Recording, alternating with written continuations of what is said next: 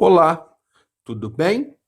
Sempre que lançamos um corpo horizontalmente dentro de um campo gravitacional, esse adquire um movimento que chamamos de lançamento horizontal. Dê uma olhada na animação. O corpo descreve uma parábola no ar. E é esse movimento que vamos estudar hoje. Vamos iniciar analisando a força e a aceleração.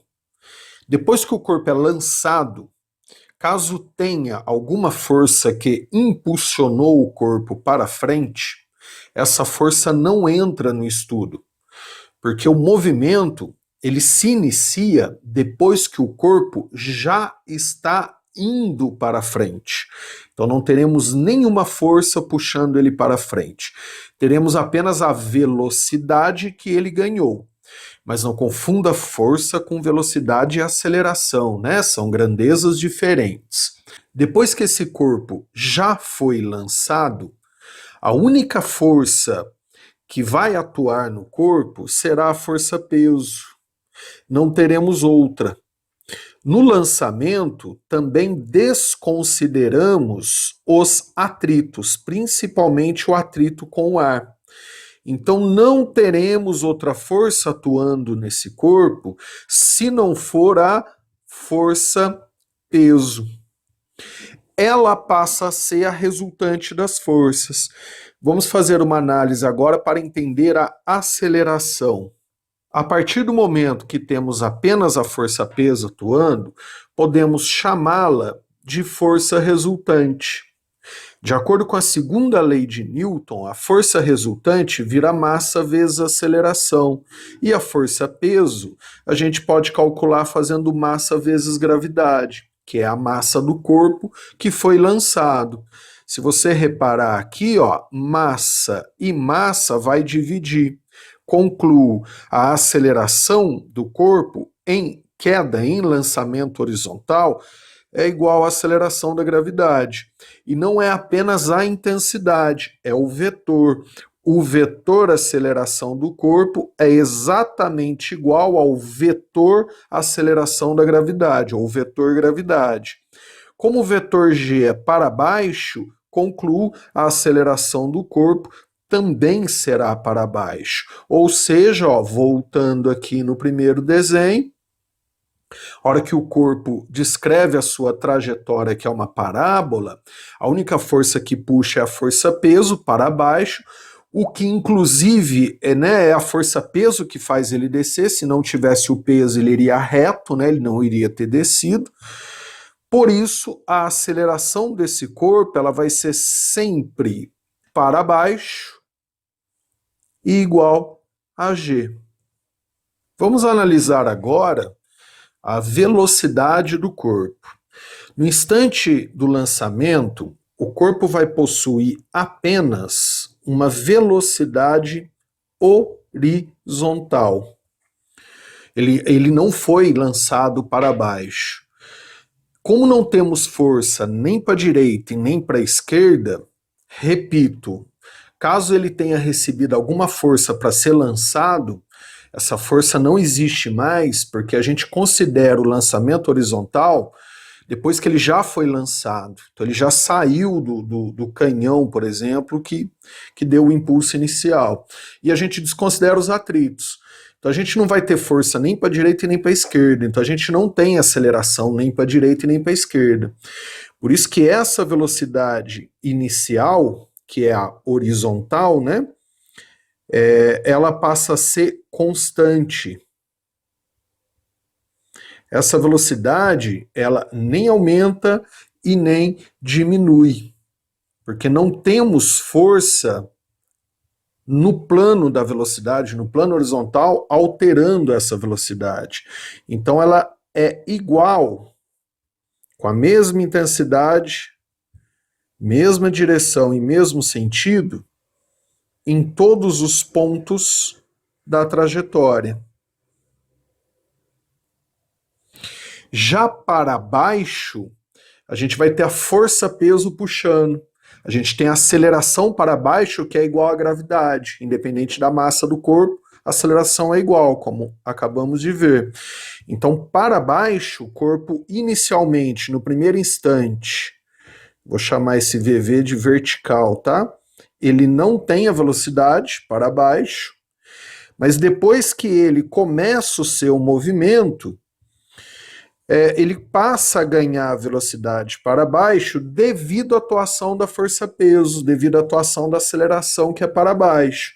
Então ele vai aumentando a sua velocidade para baixo. Ó.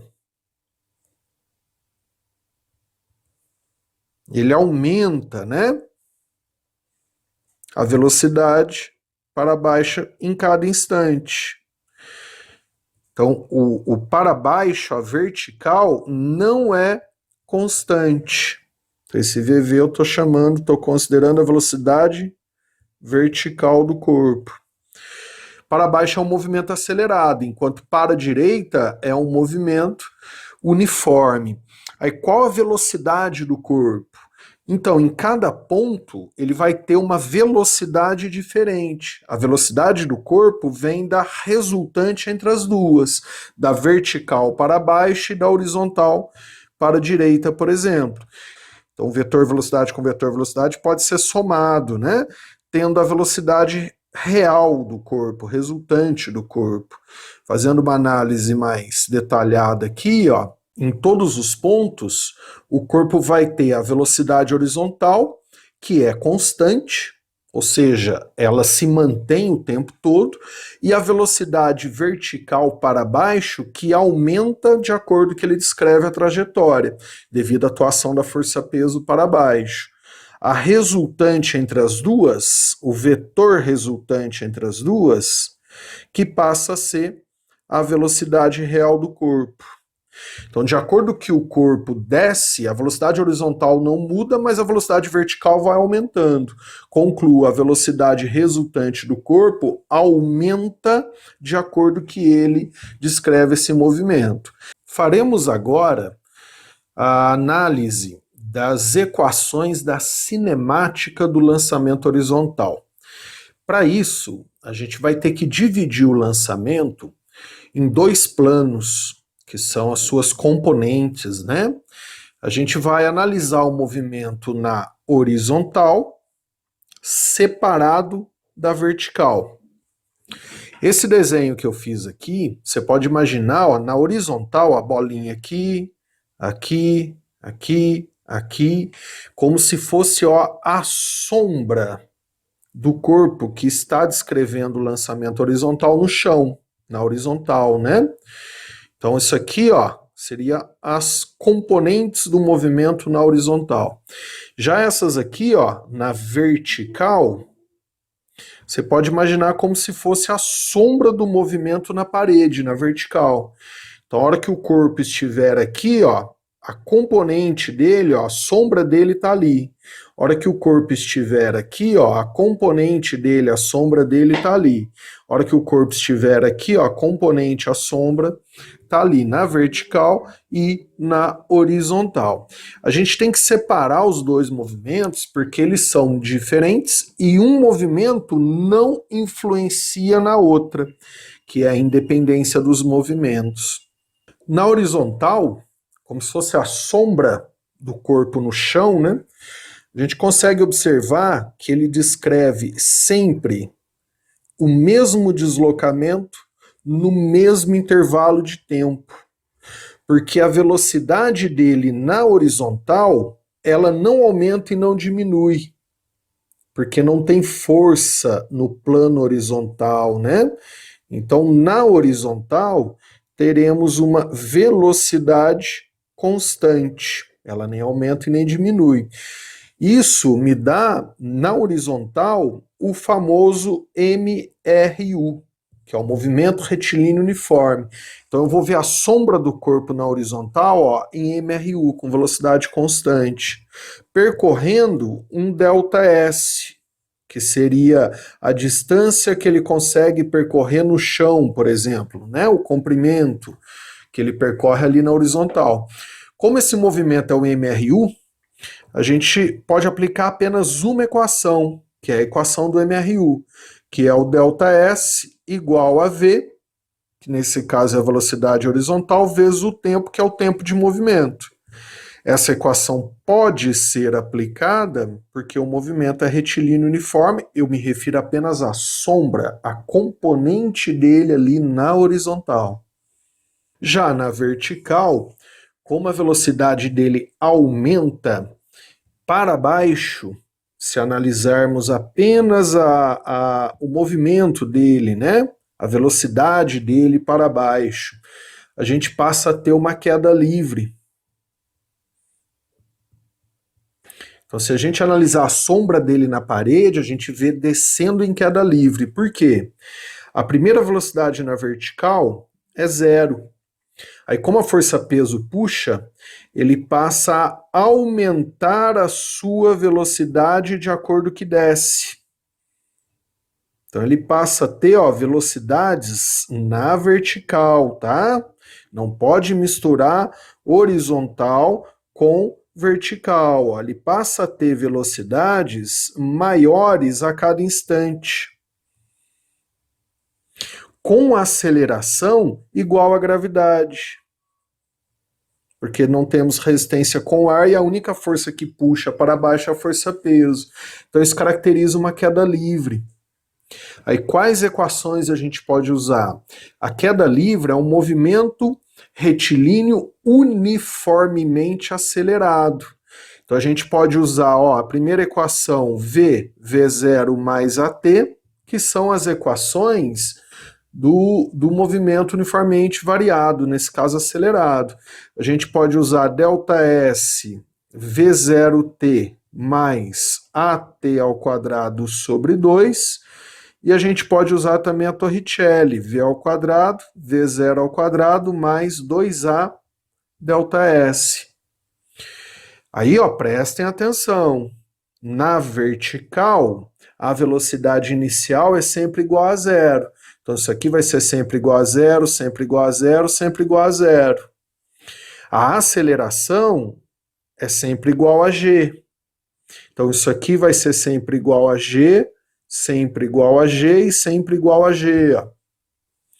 O ΔS, nesse movimento, né, ó, o ΔS equivale à altura que o corpo desce. Então aqui, ó, a gente pode imaginar o ΔS, que altura ele desce, que deslocamento ele tem só na vertical, né? Já o V, a velocidade, que ó, V, né, V, velocidade final, é a velocidade no instante qualquer. Por exemplo, qual velocidade na vertical ele atingiu o solo? Seria a última velocidade, né? Então aqui é uma aplicação direta de queda livre. Então, aqui, analisando os dois juntos, esse é o corpo que está descrevendo o lançamento horizontal. Ó. Aí ele vai ter duas projeções. Ele vai ter uma projeção na horizontal, como se fosse a sombra dele na horizontal. Ó. Né? Então, está aqui a projeção dele na horizontal, descrevendo o MRU.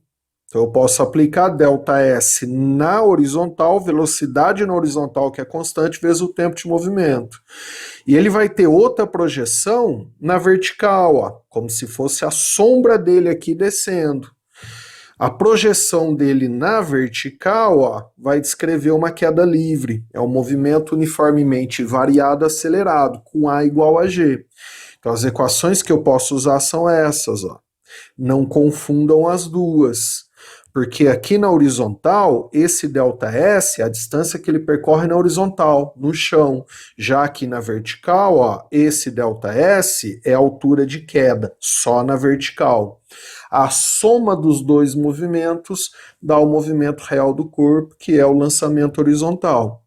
Agora, dessas equações, a única coisa que é idêntico, que eu posso igualar mesmo, é o tempo. Porque, na verdade, é um corpo, ó, percorrendo essa trajetória, que é uma parábola, e o tempo que ele desce é o tempo que ele vai para frente. Então, o tempo na vertical vai ser sempre igual ao tempo na horizontal. horizontal.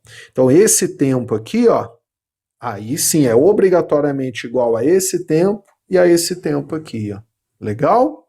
Já dando uma dica de exercício, geralmente o que define o tempo de movimento, que é igual nos dois planos, né? Você faz uma análise na vertical.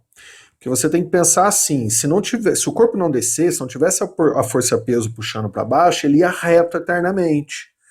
Então ele só para porque ele atinge o chão.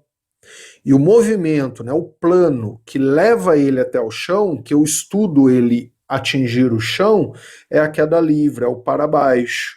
Então, geralmente, na maioria dos exercícios, a gente analisa a queda livre, a vertical, para achar esse tempo aqui, que seria o tempo que ele gasta para chegar no chão. Depois eu posso usar esse tempo aqui para achar, por exemplo, a distância que ele percorre na horizontal. Vamos usar esse vídeo para ver o que a gente acabou de conversar. Ele vai mostrar uma bolinha sendo lançada horizontalmente com fotografias a cada segundo, por exemplo. A cada 1 segundo a máquina registra uma posição da bolinha. Olha que legal que fica, ó. Perceberam? Na horizontal, ó, ele percorre a mesma distância no mesmo intervalo de tempo, que é o x. Já que na vertical, ó, ele vai aumentando a distância no mesmo intervalo de tempo, porque ele aumenta a velocidade, é uma queda livre. Inclusive, aqui na vertical, a gente pode aplicar diretamente a regra de Galileu: y, 3y, 5y e 7y. Legal, né? Olhem agora, tudo junto, ó. Perceberam, ó? X, x, x, x na horizontal, movimento uniforme, y, 3, 5, 7 na vertical, queda livre. Para terminarmos essa aula, eu vou mostrar a equação ou função da trajetória. Para quem gosta de matemática, gosta de resolver os exercícios mais difíceis até usando diretamente essa equação, essa função. Ela é do tipo y igual a h menos g vezes x ao quadrado dividido por 2 vezes vx ao quadrado. Sendo y a posição da bolinha, ó, aqui no eixo y. O que eu fiz? Eu peguei um corpo e lançamento horizontal e encaixei o eixo yx, ó. A origem do eixo está aqui embaixo, ó. Então ele sai lá de cima. Então y é qual posição do corpo aqui no eixo y. X, ó, olha aqui na função, ó, x representa a posição dele aqui no eixo x. Então o que eu estou determinando aqui seria, imagina o corpo aqui nessa posição, qual posição ele está aqui em x e em y, ó. Essa função me dá isso direto. Como x está elevado ao quadrado, é uma função do segundo grau. Por isso que eu falei durante a aula que a trajetória é uma parábola, né, que equivale à função do segundo grau. O h é uma constante. O h é a altura que o corpo sai, medido, ó, a partir da origem do zero que está aqui embaixo. O g é a aceleração da gravidade, que também é constante, e o vx é a velocidade inicial dele, que é a velocidade horizontal de lançamento, que também é constante. Então, constante, constante, constante, você tem a função y em função de x, né, que é ao quadrado, segundo grau, parábola. Legal?